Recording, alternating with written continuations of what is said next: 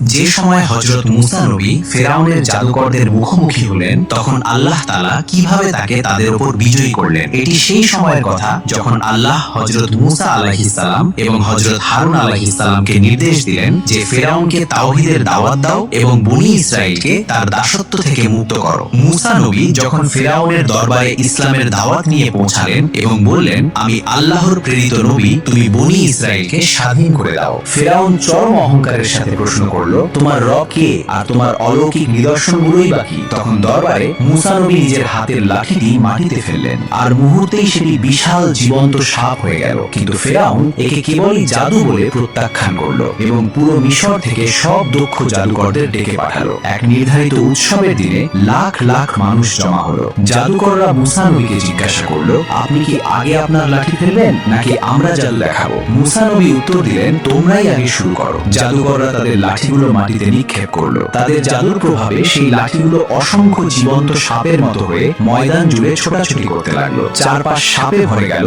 এবং দর্শকরা ভয়ে আতঙ্কিত হয়ে পড়লো। এমনকি মূসা নবীর মনেও এক মুহূর্তের জন্য শঙ্কা জেগে উঠলো। ঠিক সেই মুহূর্তে আল্লাহ ওহী পাঠালেন, ভয় পেও না মূসা, জয় তোমারই হবে। এবার তোমার হাতের লাঠিটি ফেলে দাও। মূসা নবী যখন লাঠিটি ফেললেন, তখন সেটি এক ভয়ঙ্কর অজগর হয়ে গেল। সেই অজগরটি অতি দ্রুত জাদুকরদের সমস্ত কাল্পনিক সাপগুলোকে গিলে ফেলল।